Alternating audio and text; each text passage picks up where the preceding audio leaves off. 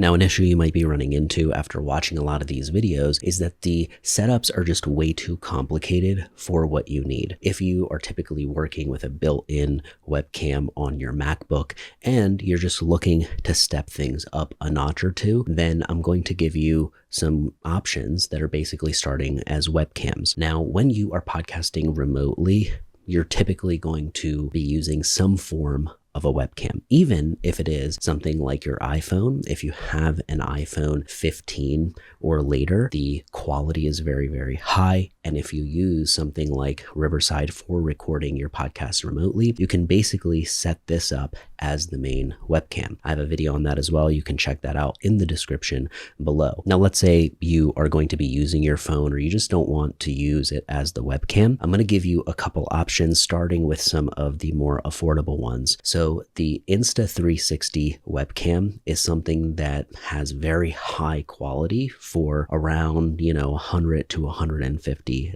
The Logitech webcams are typically just as amazing. Something that I recommended in 2025 was the Opal C1, and it has been sold out ever since, so it's not really on my list of recommendations anymore. I don't really recommend the Tadpole that they have because I have no experience with that and I can't really speak for it. But honestly, in 2026, the webcams are just getting so good and are able to, as long as you light your setup really, really well, then you are going to get a very high picture quality out of a lot of the basic webcams that are out nowadays. Now, I am going to give you something that you're probably going to be excited about. If you are like, hey, I do want to have a digital camera, but I don't want something that I can't handle, and I want to be able to use it as a webcam, but maybe also, take it off and use it for pictures or use it for short clips and things like that I'm filming, I have a couple options that you're going to be very excited about. Now, I am going to be a little bit biased towards Sony products because that is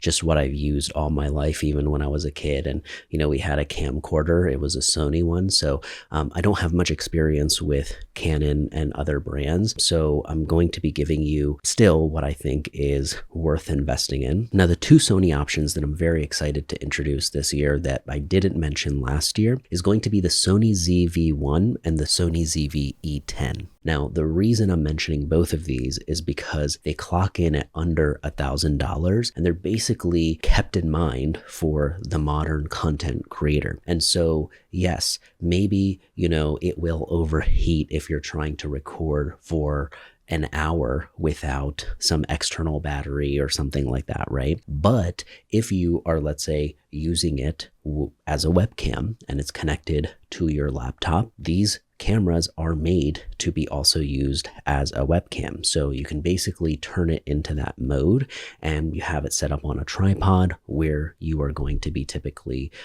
like if I'm going to be looking down here at my webcam, I want to make sure that the camera is kind of matching my eye level a little bit, but you're going to get such a crisp quality that an iPhone or these other webcams just really can't beat. Now, the amazing thing about the ZV-1 and the ZV-E10 are that they both have unlimited recording, similar to the Sony FX30, which is my pick from 2025. It is what I am using right now, and it is still what I would stand by today. This, if you have a little bit more to allocate, then it is definitely worth investing in. It is a Cinemaline camera, right? So it prioritizes video versus if you are also looking for something that you want to shoot photos with and things like that, you may want to consider something like the Sony a7S III, right? Or the Sony a7 IV or 5. The modern Sony cameras that are being released are just really keeping in mind that people will be using this for long streams or podcasts. And,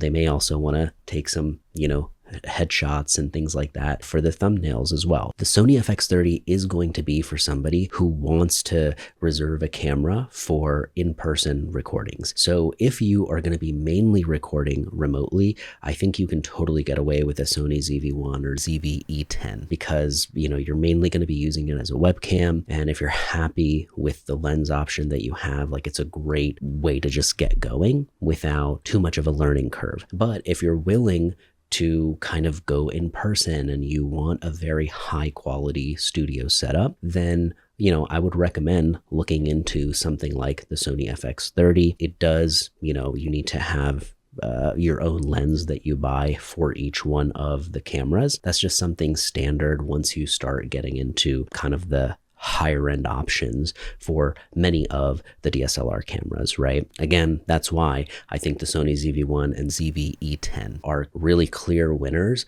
for most podcasting setups in 2026, because most people are going to start remotely because it's just more accessible to do so. You get Riverside, you get something like a webcam, you have a high quality mic, and you're good to go. You can always expand and start doing in-person later. You can rent studio time, or if you decide kind of like, hey, I want to set up something in my garage. I've helped people do things like that. And in those cases, I would recommend something like a Sony FX30. And I'm going to link up all of these options in the description below. But remember that you don't need the most expensive camera to get started. I honestly recommend starting with the iPhone. It's what I've used for years. It allows me to get a higher picture quality than, a lot of the webcams that are out there and that I've bought in the past. And so if you are recording your podcast on Zoom, you are able to use the continuity camera feature, and you're able to basically,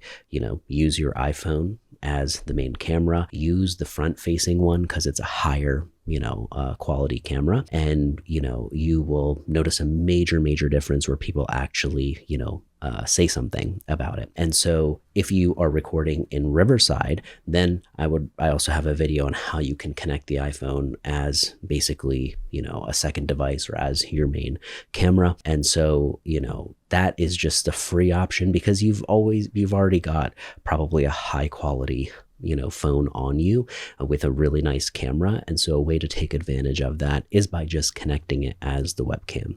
But again, if you want to kick it up a notch, I hope some of the options that I've mentioned today really help you out. Make sure to check out the links in the description below and hit me with your questions in the comments below. I'd love to hear what you're thinking, and I know how confusing it can be if you're getting started. There's just an endless rabbit hole of videos and articles and things that you can go down, and despite that, you seem to not be able to find exactly what you need for podcasting. So I hope this helped you with that. I appreciate you hanging out and watching, and I will see you on the next one.